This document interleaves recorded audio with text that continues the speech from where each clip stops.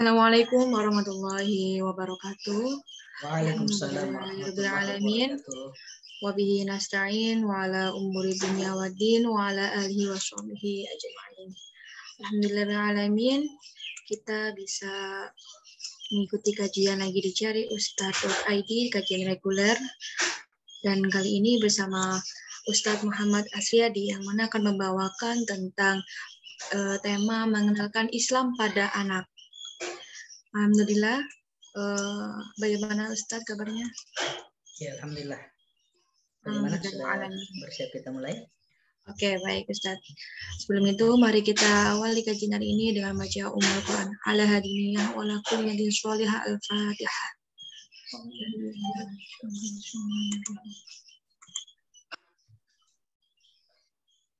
Amin, amin ya rabbal alamin. Kepada Ustadz Muhammad Asriyadi kami persilahkan. Baik, terima kasih Ustazah Mufidah dan para manajemen dari Cari Ustadz.id. Bismillahirrahmanirrahim. Assalamualaikum warahmatullahi wabarakatuh. Alhamdulillah, ja'alal ilma tuharatan lin-nufus wa nuran lil-basair wa hadiyan ilal jannah. Asyhadu an la ilaha illallah wa asyhadu anna Muhammadar Rasulullah. Allahumma salli ala habibina wa syafi'ina wa maulana Muhammadin al-mab'utsu rahmatan lil alamin. Amma ba'du. Alhamdulillah, para hadirin yang dimuliakan Allah, para pemirsa jamaah Cari Ustadz.id dimanapun kita berada, baik yang hadir secara Zoom maupun mungkin ada platform lain yang sedang kita jalankan secara seksama. Semoga kita semua sehat walafiat dan insya Allah akan diberikan oleh Allah Subhanahu wa Ta'ala kekuatan sehingga kehidupan kita ini menjadi semakin barokah di muka bumi ini. Para jamaah yang dimuliakan Allah, luar biasa pertemuan kita pada kesempatan hari ini, yang insya Allah kami akan bersilaturahim dan menunaikan amanah dari kita semua, terkhusus pada dari manajemen Cari Ustadz.id, berusaha untuk bagaimana kita sharing atau kajian reguler pada kesempatan kali ini dengan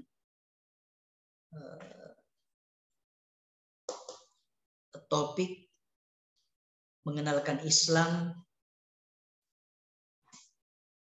pada anak.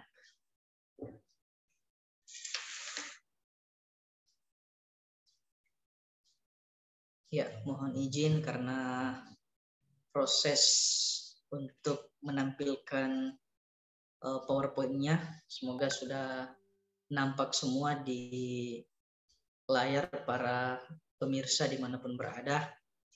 Alhamdulillah, dari itu mari kita secara seksama bagaimana kita mengkaji bersama-sama ya terkait dengan bagaimana kita mengenalkan Islam pada anak. Ya, yang tentunya harapan kita bersama bahwa kita berusaha untuk tampil sebagai generasi yang beragama dengan konsep Islam rahmatan lil alamin. Kita bersama-sama ingin muncul dengan sebuah gagasan dan sebuah harapan bagaimana kita hadir di tengah-tengah masyarakat dan di mana kehadiran kita di tengah-tengah masyarakat ini menjadi sebuah petunjuk dan peringatan bahwa insya Allah kelak kita berusaha untuk bagaimana menghadirkan agama pada generasi kita dan agama yang hadir di generasi kita menjadi agama yang mampu mencerahkan siapa saja. Sehingga bagaimana konsep agar kita mampu memberikan pencerahan kepada generasi kita, kepada anak-anak kita.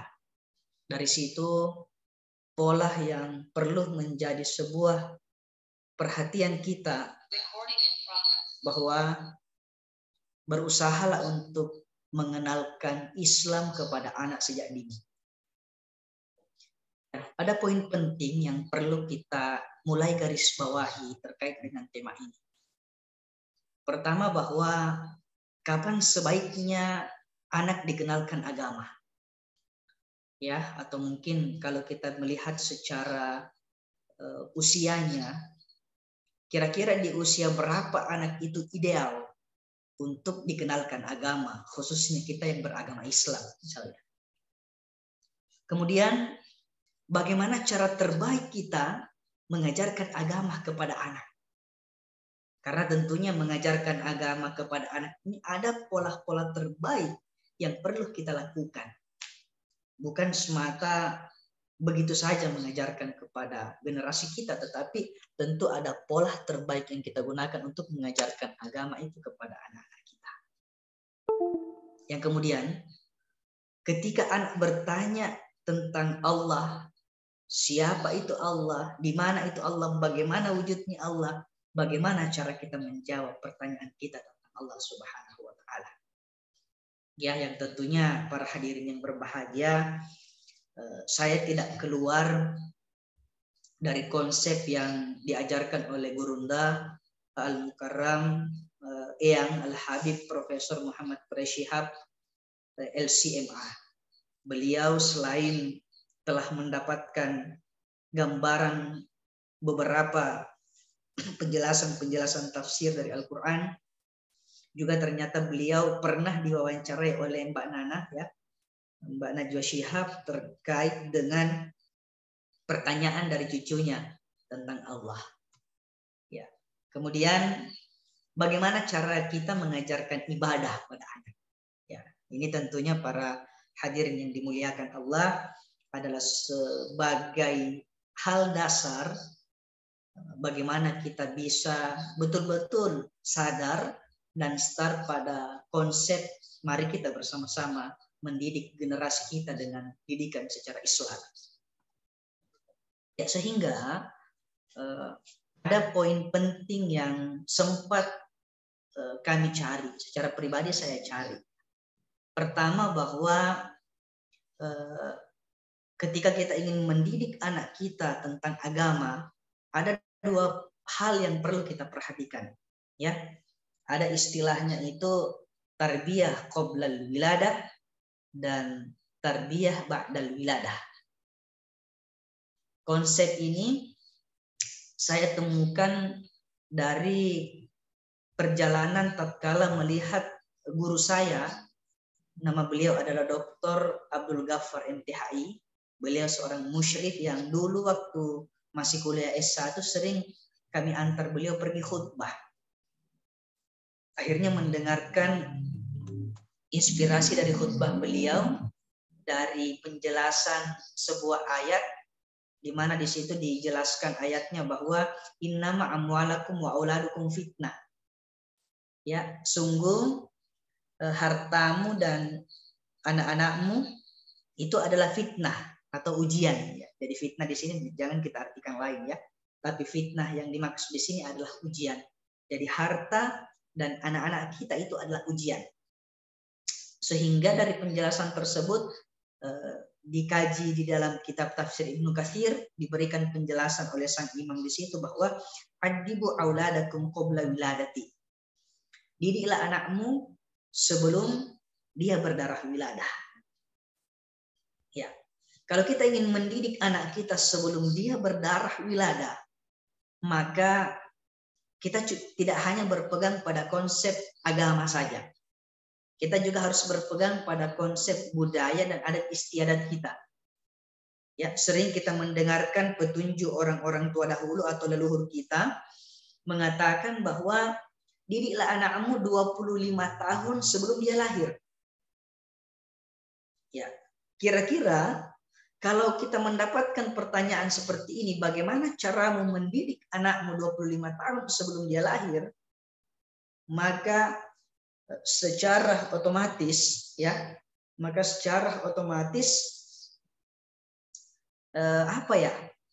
yang dididik ternyata bukan anak kita, tetapi yang dididik adalah diri kita terlebih dahulu. Ya. Jadi ketika didiklah anakmu 25 tahun sebelum dia lahir, kita harus sadar bahwa yang perlu dididik adalah diri kita terlebih dahulu. Kalau kita mengambil ulang pertanyaan ini, kapan pendidikan anak itu kita mulai?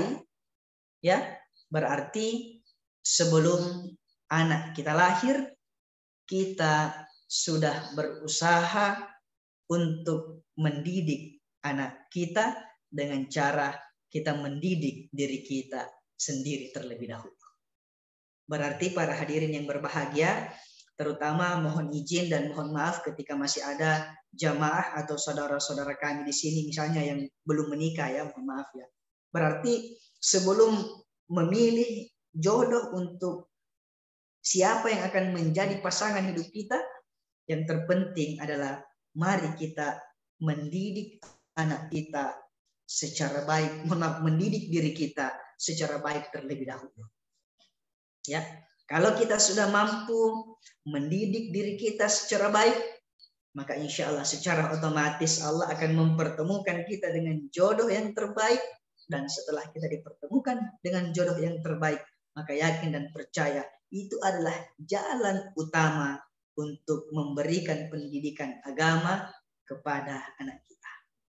Ya, sehingga jawaban dari kapan pendidikan kepada anak itu dimulai dan kapan sebaiknya anak kita dikenalkan dengan agama, sebelum dia berdarah wiladah, maka kenalkanlah terhadap agama dan didikkanlah agama kepada dirinya. Ya. Lalu nanti akan sampai pada konsep tarbiyah ba'dal wiladah. Bagaimana kita mendidik anak kita setelah dia berdarah wiladah. Ya, mungkin penjelasannya nantilah kita akan berikan penjelasan secara seksama, ya. Mulai mengazankan tatkala dia bayi, memberikan nama, memberikan pendidikan yang terbaik, lalu berperan untuk penentuan jodoh terbaiknya. Hadirin yang berbahagia, yang manakah yang dimaksud pada tarbiyah qabla al-wiladah? Ya, tarbiyah qabla al-wiladah tentu konsep dasar kita ini surah Al-A'raf ayat 172. Di situ pada saat bayi masih ada di dalam kandungan, di Al-Quran kita lihat bahwa ada pertanyaan, alastu birabbikum? Jawaban semua ruh pada saat itu, qalu bala syahidna. Ya, ketika ditanyakan, bukankah aku ini Tuhanmu? Maka dijawab, ya kami menjadi saksi. Berarti setiap bayi yang ada di dalam kandungan itu pasti mengatakan bahwa anta rabbi wa ana abduka. Engkau adalah Allah, engkau adalah Tuhanku, dan kami ini adalah hamba. Ya, tapi ketika ditanya, toh kenapa kalau ada orang lahir, kenapa ada yang tidak beragama Islam misalnya, dia memilih beragama lain dan lain sebagainya. Ya, mungkin itu sebentar akan kita lihat perkembangan hadis Nabi. Nah, ternyata konsep bahwa kenapa ada anak yang ketika dilahirkan dia dalam keadaan fitrah, tapi ternyata orang tuanya lah yang membuatnya menjadi Yahudi, Nasrani, ataupun Majusi. Ya, hadisnya dari Abu Hurairah kan jelas ya. Kalau Rasulullah SAW, kullu mauludin yuladu alal fitrah, fa abawahu yuhawidani, au yunassirani, au yumajjisani. Berarti hadirin yang dimuliakan Allah, kalau kita ingin memberikan pendidikan terbaik kepada anak-anak kita, khususnya kalau kita ingin menjadikan anak kita sebagai generasi Islami, maka tentu sebagai calon bapak, pilih calon ibunya yang beragama Islam, yang tentunya punya pemahaman agama. Ya, karena kita juga dengarkan sebuah hadis dari Nabi yang secara gamblang banyak disampaikan oleh para dai dan daiyah, mengatakan bahwa al-ummu madrasatul ula. Ya, ibu itu adalah madrasah pertama bagi anak-anaknya.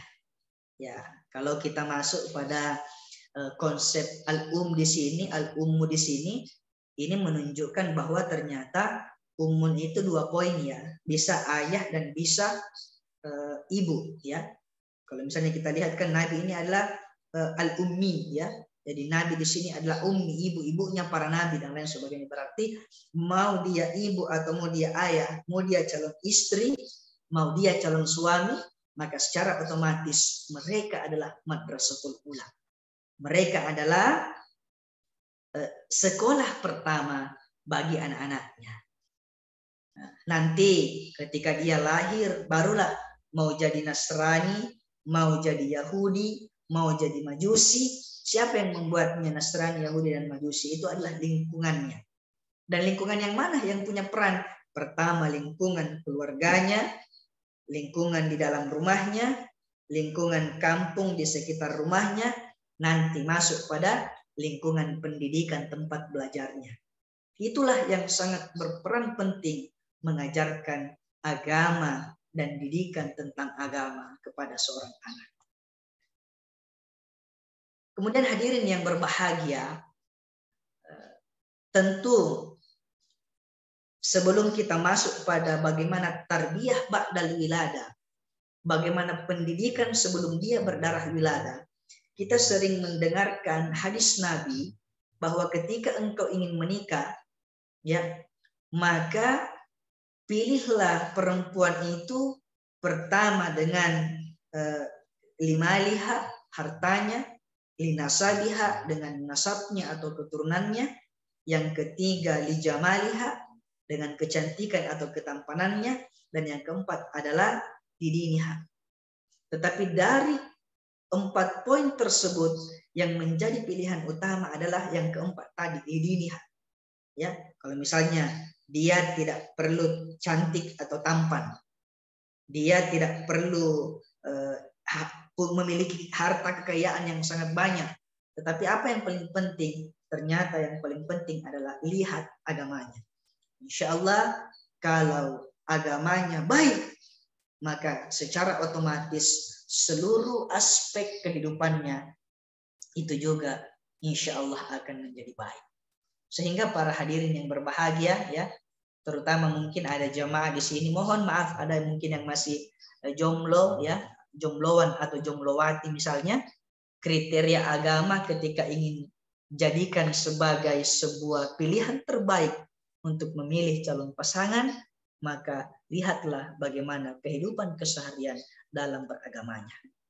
Ya, sebelum kita melihat konsep-konsep budaya, ya, dan lain sebagainya, maka yang paling penting kita lakukan adalah bagaimana melihat hal terkait dengan agama pada calon pilihan pasangan kita di masa-masa mendatang. Ya, sebelum saya lanjut ke ranah tarbiyah ba'dal wiladah, ada konsep di dalam falsafah Bugis, ya. Ada di situ istilahnya, mohon izin saya gunakan sedikit pakai bahasa kearifan lokal, bahwa dalam bahasa Bugisnya itu, mohon izin para teman-teman yang mungkin baru pertama kali mendengar statement seperti ini, akaluri daparmu bekafito. Ada istilahnya itu, sebelum engkau menikah, kelilingi dulu dapurmu 7 kali. Kalau kita pakai logika, anak laki-laki pasti bilang, wah, jangankan 7 kali, 100 kali pun dapur ini pasti saya akan kelilingi, ya. Karena biasanya kan dapur kita itu ukurannya hanya mungkin 2x1, ya, atau mungkin 2x6 paling panjang mungkin, ya, kalau di rumah-rumah petak itu. Kalau secara logika pasti kita mengatakan jangankan itu, lapangan bola saja 10 kali yang ukurannya luar biasa, lebih 100 meter, saya bisa kelilingi. Tapi kalau dapur yang sangat kecil, ya jangankan 7 kali, 10 kali pun pasti saya akan mengelilinginya. Tetapi ternyata hadirin yang dimuliakan Allah, di sini ternyata ada pesan filosofis. Ada nilai dan makna yang terkandung dari pesan-pesan agama dan pesan-pesan moral di setiap kearifan lokal kita. Tentu para teman-teman yang ada di Jawa, yang ada di Jakarta, yang ada di Sumatera, mungkin punya falsafah tersendiri kepada seorang laki-laki sebelum dia menikah. Ya, dulu juga saya menemukan pesan bahwa jangan coba-coba seorang anak laki-laki itu mau menikah kalau dia belum bisa membuka sabuk kelapa. Ternyata pernah saya coba dulu sebelum menikah. Saya lakukan hal itu di depan nenek saya dulu. Ternyata nenek saya mengatakan, wah belum waktunya, kau belum bisa. Ya. Kenapa harus seperti itu? Karena kita harus berjuang untuk bagaimana agar kelapa tua tersebut kita buka dari sabuknya, kemudian nanti dibuat jadi santan, dan suatu saat akan dibuat menjadi bahan makanan dan lain sebagainya. Berarti konsep filosofi mengelilingi dapur 7 kali memang ada makna yang terkandung di dalamnya. Tapi mungkin di nasihat perkawinan lah baru kita bisa sampaikan ya. Atau mungkin ketika ada para jamaah cari ustadz.id yang misalnya ingin konsultasi pernikahan misalnya, ya baru mungkin kita bisa saling share dan saling berkonsultasi terkait dengan hal itu. Ya, ini hanya perwakilan kajian saja, mengenalkan agama kepada anak kita. Ya, tarbiyah ba'dal wilada seiring dengan hadis Nabi bahwa orang tua punya 3 kewajiban kepada anaknya. Kewajiban pertama, berikan nama anakmu dengan nama yang baik. Kewajiban yang kedua, berikan anakmu pendidikan yang terbaik. Dan kewajiban yang ketiga, bantu anakmu untuk memilihkan jodoh yang terbaik ketika waktu dan momentum syarat dan rukun pernikahannya sudah menghampiri kehidupannya. Ya, sehingga bagaimana langkah yang kita lakukan para hadirin yang berbahagia atau para pemirsa? Ya, kita mungkin masuk pada polarisasi bagaimana mengajarkan ibadah kepada anak. Ya, saya mohon izin kita melihat video dulu ya. Ada video mungkin yang para jamaah sudah pernah lihat ya. Ini adalah salah satu konsep bahwa bagaimana pola kita mendidik anak. Ya. Mohon maaf kalau videonya ini tidak pakai hijab ya. Mohon maaf.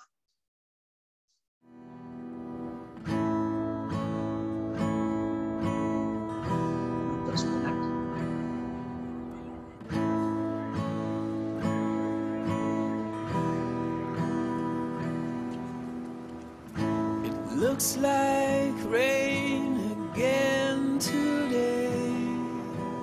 Dark clouds gather and fill the sky. Don't know how to talk to you, just know how to say goodbye. Have you actually got a driver's license? I don't think so. Did you see it back there? Go back where you came from. Learn to speak. Go back where you came from. There's a lie to me.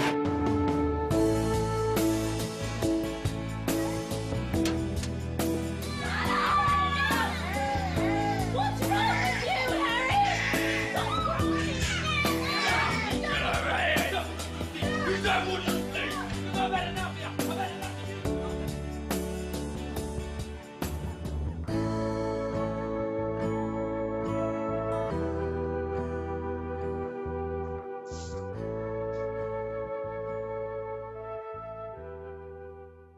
Iya. Ada mungkin para jemaah dulu yang ingin komentar. Boleh kita berikan kesempatan. Kira-kira apa yang bisa kita tangkap hikmah dari video tadi? Ya. Bagaimana para jemaah, ada mungkin yang ingin komentar terlebih dahulu? Ketika ada yang berkenan, bisa kita berikan kesempatan dulu untuk mungkin kita sharing sejenak lah kira-kira apa yang kita tangkap dari video tadi. Boleh mengaktifkan fitur raise hand-nya atau mungkin bisa berkomentar di room chat ya. Bagaimana? Ada di sini Mbak Jihan, ada Pak Kamizar Nazar, Mbak Cai Malik, Mbak Farah. Oh, ada yang di chat saya lihat masuk ya. Oke, betul. Terima kasih Mbak Jihan ya. Anak-anak akan mencontoh apa yang kita lakukan. Dan itu betul. Kita sangat merasakan kondisi bahwa ternyata apa yang dilakukan oleh orang tua itulah yang akan dicontoh oleh anak-anak kita. Dan tidak perlu jauh, di sekitar kita saja. Pasti anak-anak itu mencontoh apa yang ada di sekitarnya. Ya, saya mohon izin memberikan informasi bahwa ketika ada inspirasi, Nabi itu di usia masih bayi kan kita dengar sejarahnya, setelah disusui oleh ibunya, melanjutkan pada tradisi Arab itu disusui oleh orang yang ada di Arab pedalaman. Ya, Nabi disusui kemudian dibawa ke pedalaman Arab ya. Terlepas ada banyak mukjizat di situ yang terjadi, hal yang paling penting yang menjadi sebuah informasi terbaik bagi kita bahwa ternyata Nabi memang dibawa ke pedalaman Arab waktu itu ya, atau misalnya di kampung dalam tanda kutip ya. Kalau kita lihat dengan konsep sekarang kan di kampung itu masih alami udaranya, masih segar udaranya, belum ada polusi.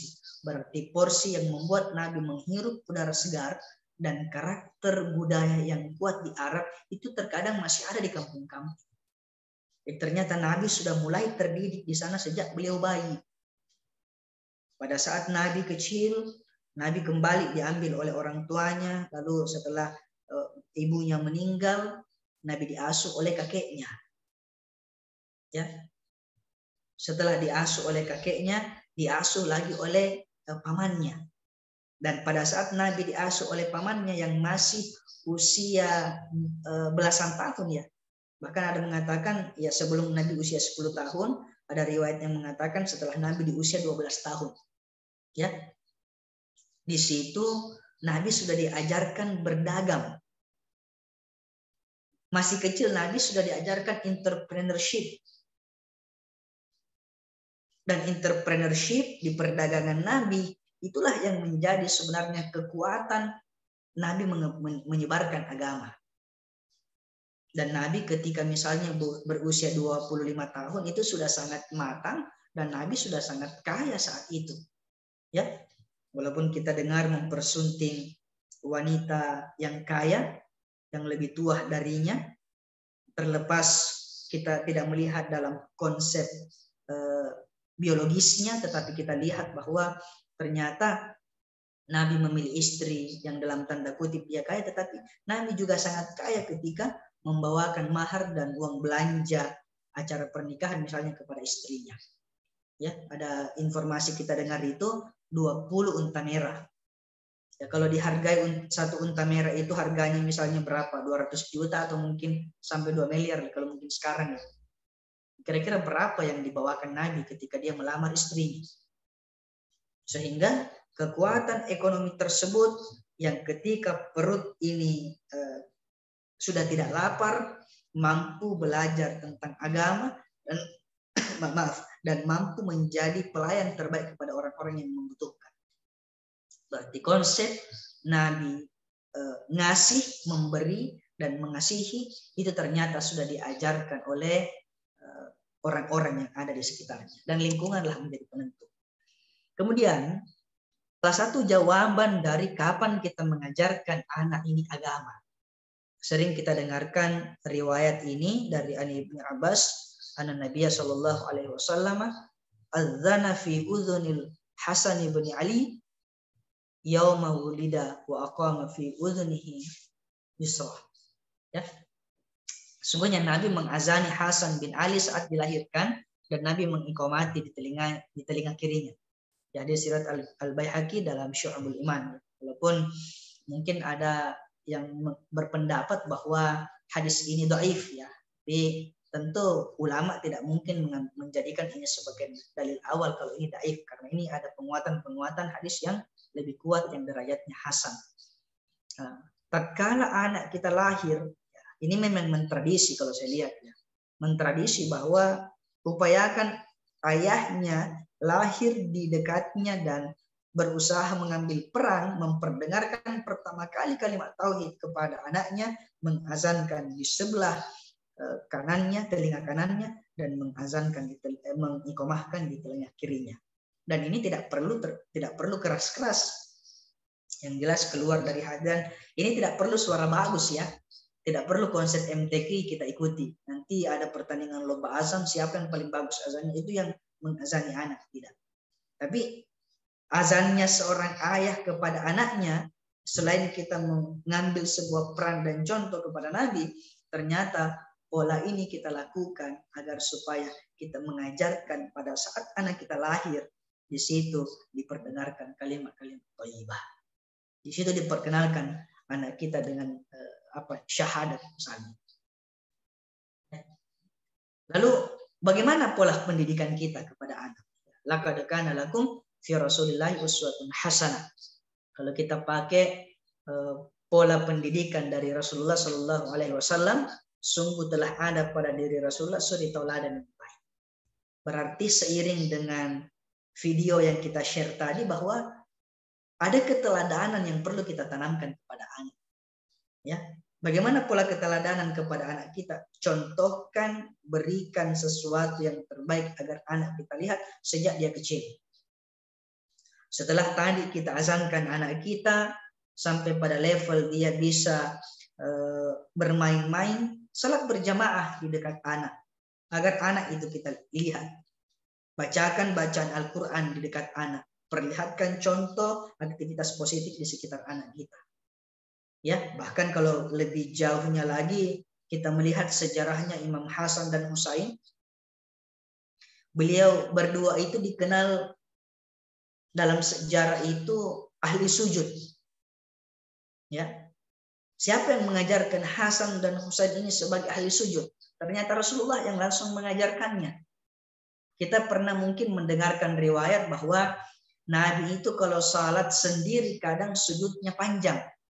Terlepas dari bacaannya panjang, ada satu kisah menunjukkan bahwa Nabi ketika salat di rumahnya, bukan di masjid ya, di rumahnya misalnya, ada cucunya berlari-larian. Tatkala Nabi bersujud, cucunya naik di punggung Nabi, di pundak Nabi atau di punggung Nabi. Kemudian Nabi dijadikan kuda-kudaan. Ya kalau sahabat mungkin lihat pasti marah, tapi ini kan cucu beliau ya. Sehingga ketika Hasan atau Husain besar, beliau dikenal di kalangan para sahabat itu sujudnya lama. Ini ada satu kisah, ada sahabat duduk ketika meneteskan air mata karena Husain meninggal, ya. Di situ dikatakan bahwa kita sudah kehilangan ahli sujud. Ketika dicari kisah, oh siapa yang dimaksud itu adalah Husain. Kenapa dikenal dengan ahli sujud? Karena ternyata dia terdidik sejak bayi oleh Rasulullah. Rasulullah tidak langsung berdiri berbangkit ketika beliau bersujud, karena ternyata di situ ada pesan mengajarkan bersujud kepada cucunya.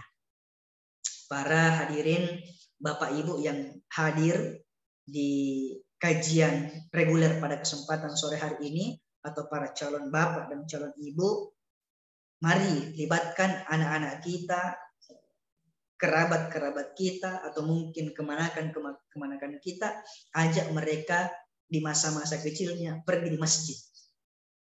Walaupun mereka bermain-main, ribut di masjid, biarkan saja, karena memang anak-anak itu memang ribut, ya. Biarkan mereka ketawa-ketawa, bercanda, lari kiri kanan, itu kan ujian bagi orang dewasa. Yang salah kalau di masjid itu yang bermain-main di waktu sholat itu orang besar atau orang dewasa. Tapi kalau mereka masih anak kecil wajar. Tapi kalau orang yang sudah dewasa yang bermain-main layaknya anak kecil, maka itu perlu memang ditegur. Kalau bahkan bisa karantina saja itu, ya. Tapi kalau misalnya anak kecil selain menjadi cobaan bagi kita pada saat melaksanakan sholat, menguji kehusyuan kita pada saat melaksanakan sholat, yakin dan percaya ketika kita sudah pergi dari dunia ini, siapa kira-kira yang melanjutkan perjuangan kita untuk sholat jamaah di masjid? Tentu anak-anak kita. Tentu kemanakan, atau kalau insya Allah sampai nanti pada cucu-cucu kita. Makanya latih mereka untuk datang di masjid. Tidak masalah mereka sekarang menjadikan masjid itu tempat bermain. Ya, bahkan sekarang pengembangan masjid luar biasa. Kalau kita lihat di Istiqlal itu, masjid bukan hanya tempat sholat. Di bawah Istiqlal didesain menjadi tempat perkuliahan, pendidikan kader ulama, dan di sana juga ada madrasah. Di sekitarnya juga ada tempat-tempat perbelanjaan. Ya, bahkan selain di Istiqlal misalnya, di beberapa masjid yang ada di daerah sudah ada masjid yang berani mengambil hal bagaimana masjid itu dijadikan tempat belajar, dijadikan tempat rapat, dan masjid dibuatkan wifi agar anak bisa bermalam. Bisa berkunjung ke masjid untuk mengerjakan tugasnya dan sambil main internet misalnya. Ya tentu perlu dikontrol. Hikmahnya apa hadirin yang berbahagia? Ajarkan generasi kita sejak kecil, bahkan sejak dini untuk ke masjid. Karena yakin dan percaya insya Allah ketika mereka nanti dewasa, mereka lah yang generasi-generasi masih sangat dini ini, mereka yang akan rindu untuk mengisi masjid, dan tentu ada kepuasan batin ketika dia beribadah ke masjid karena merasa bahwa pada saat saya dulu kecil sering ke masjid ini bermain. Tatkala saya dewasa, saya sekarang ke masjid untuk melaksanakan ibadah. Dan ini adalah didikan-didikan dari orang tua, didikan dari para pendahulu-pendahulu saya. Ya, kemudian hadirin yang berbahagia, saya mohon izin sempat berdiskusi sejenak kepada salah seorang mursyid saya, mursyid Tarekat Al-Muhammadiyah, Asy-Syadziliyah. Beliau mengutip hadis ini. Ini bahasa mursyid atau bahasa tasawuf. Beliau mengatakan awal mula Allah dan Muhammad SAW dikenalkan anak saat lahir, diazankan dan iqomah di kedua telinganya. Ya, tadi sudah kita jelaskan. Selain berbicara tentang konsep syariat kita azankan, ternyata pesan dari konsep tasawuf juga diupayakan untuk kita lakukan. Lalu terus lanjut perdengarkan rekaman mengaji. Ini kalau misalnya orang tuanya tidak, mohon maaf, belum bisa lancar mengaji. Misalnya tidak apa-apa, perdengarkan rekaman. Ya bahkan sekarang ada beberapa fasilitas-fasilitas itu ya yang berupa sound mini. Di situ sudah ada yang paket-paket Al-Quran dan lain sebagainya. Perdengarkan anak-anak kita dengan bacaan-bacaan Al-Quran, atau mungkin hiasi dirinya tentang bacaan Al-Quran. Ya terutama pada momentum sekarang kita masuk di bulan Sya'ban ini, ada ulama mengatakan bulan Sya'ban itu adalah Syahrul Quran, bulannya para pembaca Al-Quran. Ya, mentraining diri sebelum memasuki bulan suci Ramadan dengan banyak membaca Al-Quran. Selain itu perbanyak juga bersalawat. Ya, perbanyak bersalawat juga di momentum bulan Sya'ban ini. Nah, latih anak kita begitu, contohkan di rumah lah, ya. Sambil ibu-ibu memasak di dapur, luar biasa kalau ada hafalannya.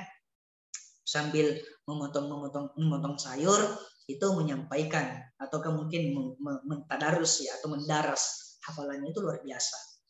Atau kalau tidak di momentum-momentum tertentu, kita misalnya kalau tidak punya fasilitas sound mini, pakai HP kita atau pakai laptop kita, pakai komputer kita, putarkan bacaan-bacaan Al-Quran di rumah kita supaya kita merasakan suasana Islam. Mau kita masih kondisinya masih mengandung kalau ibu-ibu misalnya, ataukah sudah melahirkan anaknya masih bayi sampai anaknya menjadi dewasa, supaya lingkungan kita menjadi lingkungan Quran. Ya, ada hal yang menjadi pesan dari salah seorang wakil MUI Provinsi Sulawesi Selatan di masanya. Beliau mengatakan bahwa hafizul Quran lafzan, hafizul Quran maknan, hafizul Quran amalan. Jagalah Al-Quran itu dengan menjaga lafaznya. Jagalah Al-Quran itu dengan menjaga maknanya. Dan jagalah Al-Quran itu dengan cara mengamalkannya. Otomatis kalau kita menjaga Al-Quran dengan 3 poin tadi, maka secara otomatis kita mendidik diri kita dan keluarga kita untuk senantiasa mengenal Allah melalui jalur Al-Quran. Ya, lalu ketika anak kita sudah mulai berbicara, kenalkan nama-nama Allah, ya, perkenalkan Asmaul Husna, ya, Alif Bata. Tidak apa-apa putar film-film, mohon maaf, video-video kartun cilik, ya. Ada di situ Asmaul Husna, ada itu Alif Bata.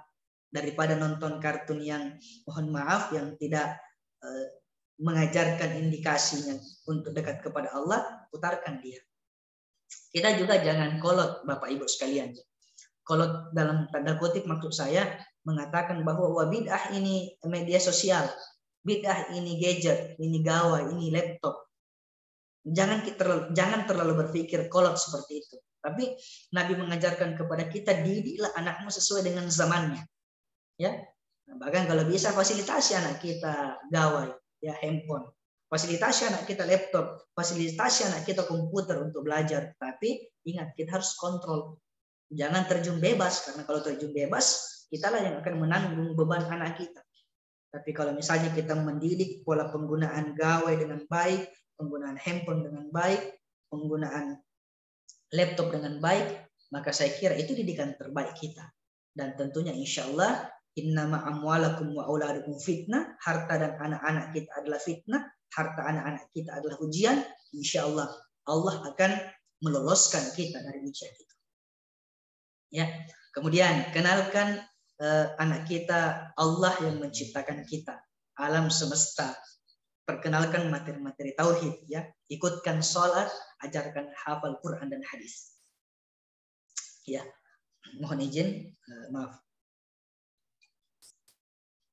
Baik, para hadirin atau para pemirsa jamaah Cari Ustadz.id dimanapun kita berada, ketika anak kita sudah mulai berbicara, mulai lakukan cara terbaik mengajarkan agama pada anak kita dengan berusaha, iftahu ala sibyanakum awwala kalimatin bila ilaha illallah. Ajarkanlah kalimat pertama kepada anak-anak kalian, la ilaha illallah. Perdengarkan la ilaha illallah. Upayakan itu sering didengarkan anak kita, supaya insya Allah itu yang akan menjadikan dirinya selalu meresapi makna la ilaha illallah. Dan ketika sampai saatnya anak kita mampu bersuara, melafazkan sesuatu, itu bisa menjadi kalimat yang pertama yang diucapkan olehnya. Dan alangkah ruginya kita orang tua, alangkah ruginya kita calon orang tua, kalau guru mengajinya anak-anak kita yang pertama kali mengajarkan kalimat la ilaha illallah kepadanya. Tapi terjunlah, temukan al-ummu madrasatul ula, al-abun madrasatul ula, ibu dan bapak sebagai madrasatul ula, perkenalkan kalimat la ilaha illallah kepada anak kita. Ya. Lalu ayat yang sering saya sampaikan tadi, ya, wa'lamu annama amwalukum wa auladukum fitnah wa annallaha indahu ajrun azim. Ketahuilah bahwa hartamu dan anak-anakmu adalah cobaan. Fitnah itu artinya cobaan. Dan sesungguhnya di sisi Allah ada pahala yang besar. Nah, kalau kita sanggup mendidik anak kita, kemudian anak kita mampu terbebas dari apa istilahnya, dari godaan-godaan, terbebas dari kemaksiatan dan lain sebagainya, jalur kehidupan anak kita baik, maka itulah yang menjadi titipan Allah yang kita lolos terhadapnya, dan insya Allah akan ada ganjaran yang luar biasa.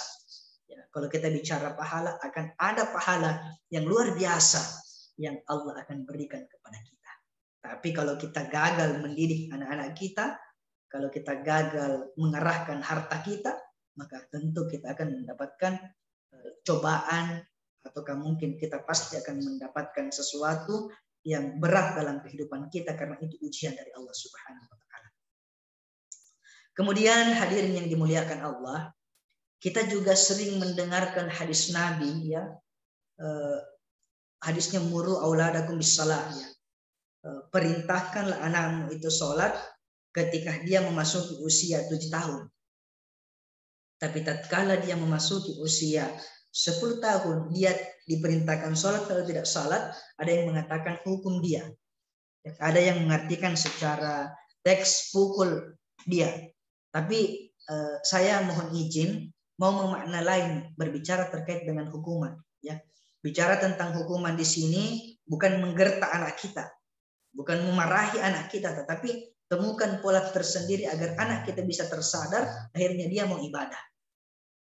Kalau kita sudah bawa dan contohkan dia sejak dini, ya, kita sering ajak dia ketika masih balita, kita ajak anak kita ke masjid dan lain sebagainya, insya Allah itu akan menjadi gerakan tersendiri oleh sang anak. Tetapi kalau kita lihat dalam perspektif tasawuf, ternyata Ketika anak diperintahkan sholat, lalu dia tidak sholat, maksudnya hukum dia bukan hukum anakmu, tetapi introspeksi dirimu. Kenapa di saat usia 7 tahun atau 10 tahun anakmu itu tidak sholat? Berarti ada yang salah dari strategi dan cara mendidik Anda sebagai orang tua.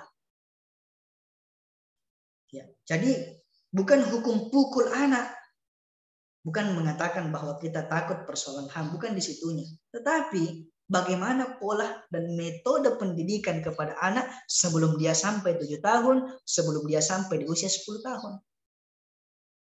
Berarti is'al di sini ya, is'engali dalam tanda kutip ya. Maksudnya itu adalah tahu diri. Bagaimana cara dan pola pendidikan kepada anak kita sehingga ketika dia berusia 10 tahun dia tidak membentak kita, dia tidak melawan kita, malah dia tunduk terhadap perintah apa yang kita lakukan.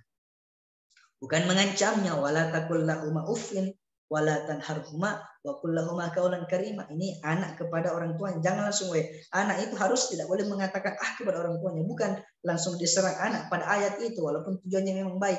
Tetapi apa yang kita lakukan? Kita melakukan contoh keteladanan terbaik kepada anak-anak kita agar supaya kitalah yang akan menjadi solusi ketika anak kita menghadapi persoalan dan menghadapi masalah. Ya, para pemirsa yang dimuliakan Allah Subhanahu wa taala, ya saya izin di slide terakhir ya sebelum kita masuk dialog atau mungkin ada pertanyaan-pertanyaan dari para jamaah yang ingin disampaikan melalui kolom chat. Saya menemukan sebuah tulisan dari guru saya, Dr. Haja Hania Mukhtar LCMA. Ya, dalam tulisannya beliau mengatakan bahwa sebagai bagian pendidikan terhadap anak, para orang tua juga berkewajiban untuk menyiapkan generasinya agar tetap tangguh dalam menghadapi problematika kehidupan serta kemapanan dalam pemahaman keagamaan tafaqquh fiddin. Sehingga dari itu pola yang harus kita lakukan mendidik anak-anak kita, mengenalkan dia agama, memperkenalkan anak kita Allah. Siapa itu Allah? Maka mulailah sebelum dia lahir, terus istiqomah tatkala anak kita lahir, dan berusaha secara maksimal ketika anak kita sudah dewasa. 3 kewajiban orang tua tadi menjadi sebuah perhatian kita. Berikan anak kita nama yang baik. Akikah dia, dan pada saat dia akikah disitulah ditulis nama terbaik untuknya. Berikan dia pendidikan terbaik. Bapak ibu sibuk di kantor, ada mungkin yang sudah sibuk di ladang. Apa yang kita lakukan? Sekolahkan anak-anak kita di pesantren-pesantren terbaik. Tentu pilih juga pesantrennya, jangan semua pesantren di Lahap ya. Nah, tentu ada pesantren yang sanad keilmuannya jelas, identitas yang mengajarkan Islam yang ramah jelas. Pilih pesantren-pesantren seperti itu. Ya, anak nanti insya Allah akan dididik dengan baik oleh guru-gurunya yang jelas sanad keilmuannya, dan insya Allah itulah yang mengantarkan anak kita sehingga dia mampu berbakti kepada kita sebagai orang tua.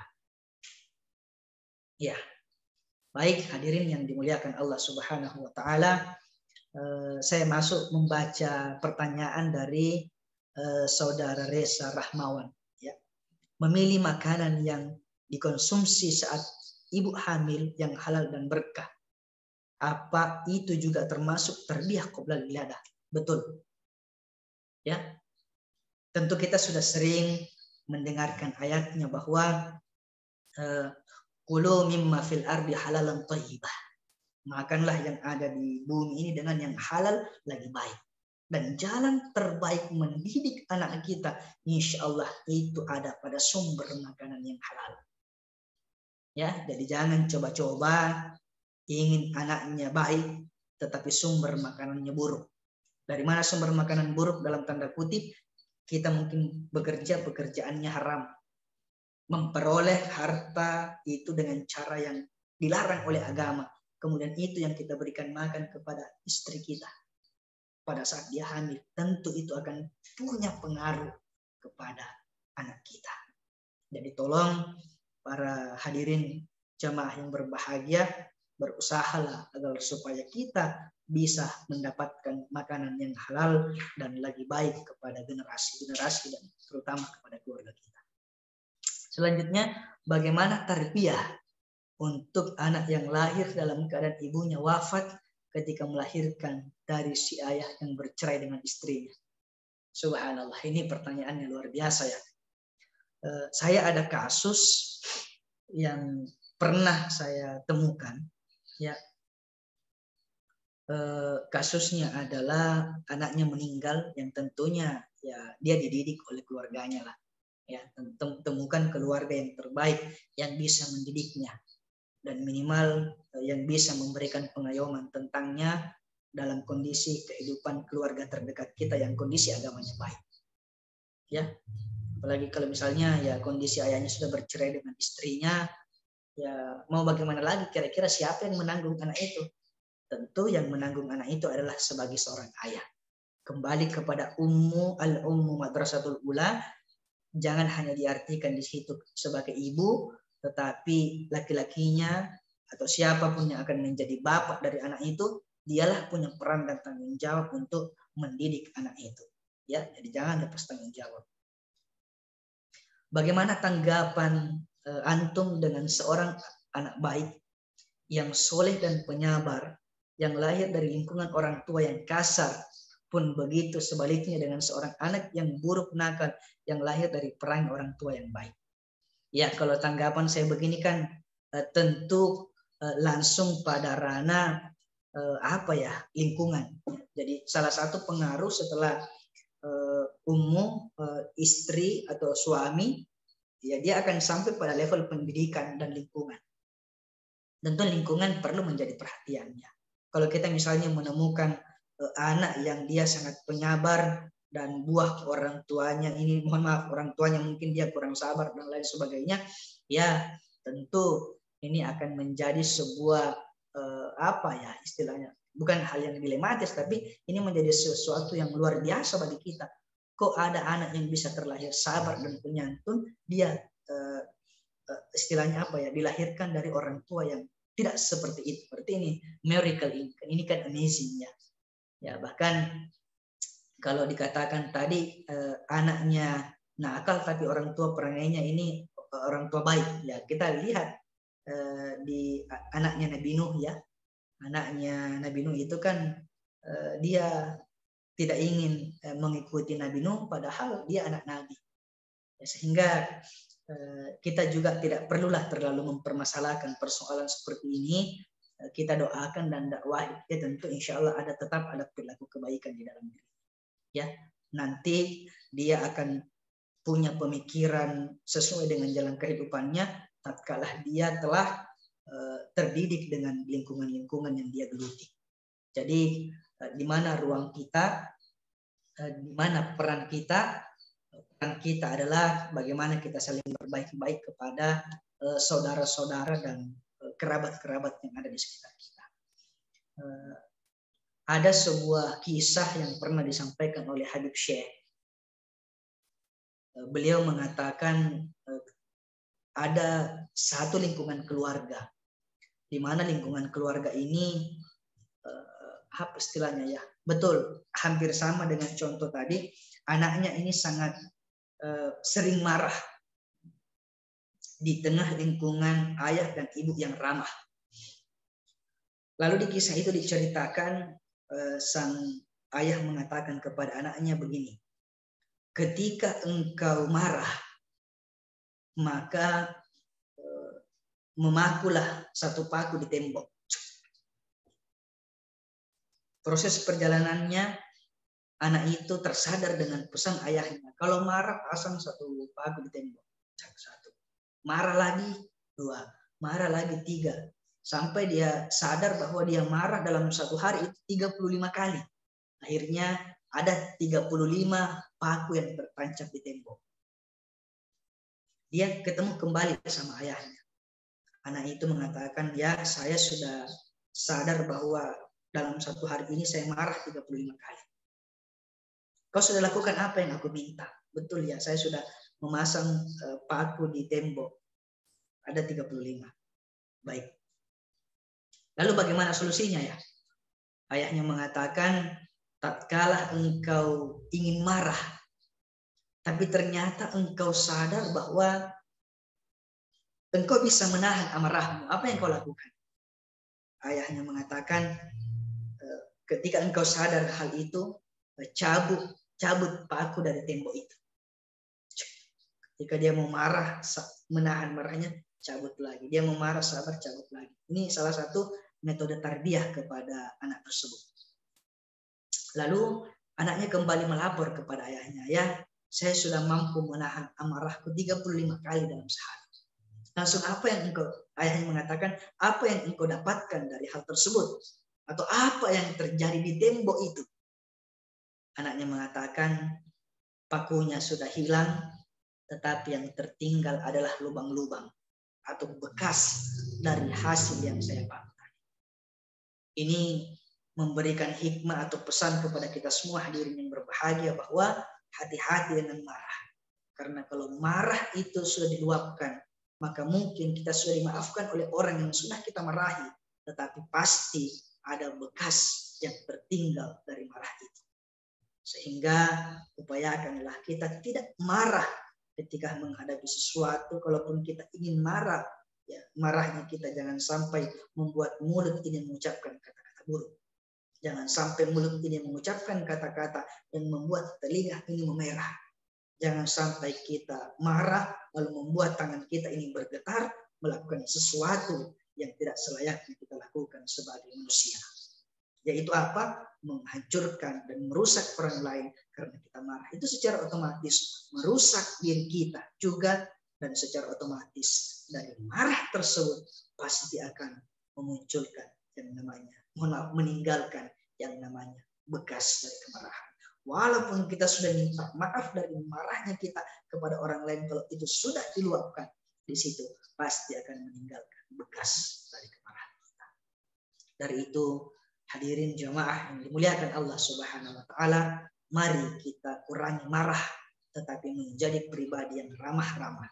Didik anak kita, perkenalkan dengan anak kita agama di mana sebelum dia lahir, tatkala dia berada di dalam kandungan, tatkala dia lahir, balita, dewasa, hingga menikah, bahkan kalau bisa sampai dia berada di akhir hayat. Utlubul ilma minal mahdi ilallah.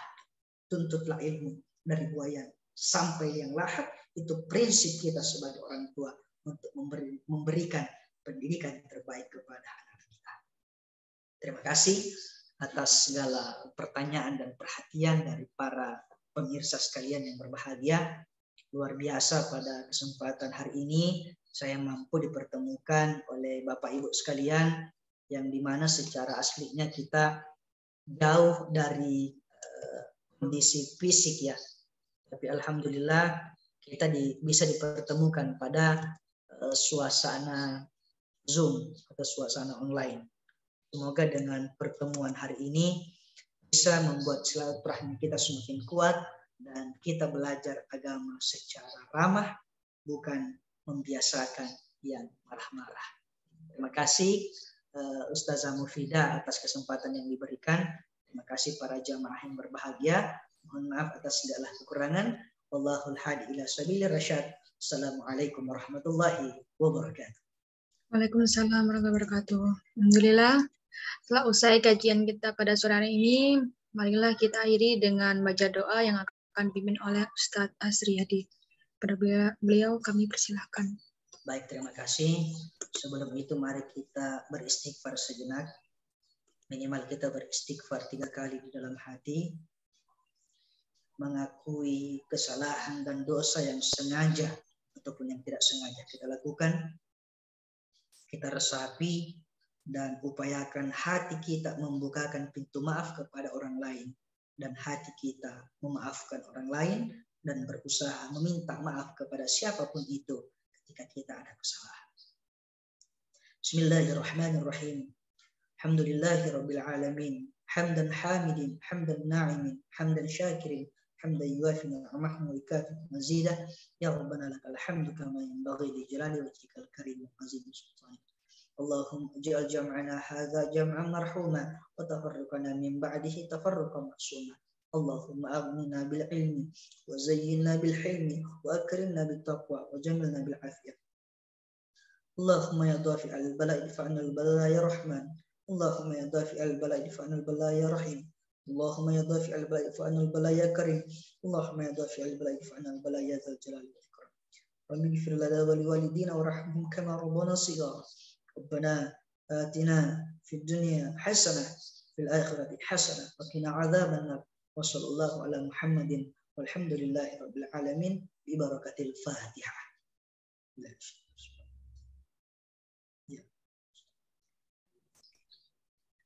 Amin ya rabbal alamin.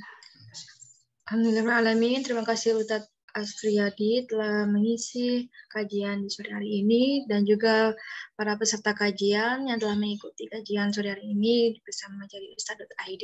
Semoga kita selalu dalam keadaan sehat dan bisa mengikuti kajian selanjutnya. Dari kami, wassalamualaikum warahmatullahi wabarakatuh. Waalaikumsalam warahmatullahi Waalaikumsalam wabarakatuh. warahmatullahi Terima kasih tim cari Ustadz, terima kasih. Terima kasih Ustadz Asriyadi. Ya, assalamualaikum Warahmatullahi wabarakatuh.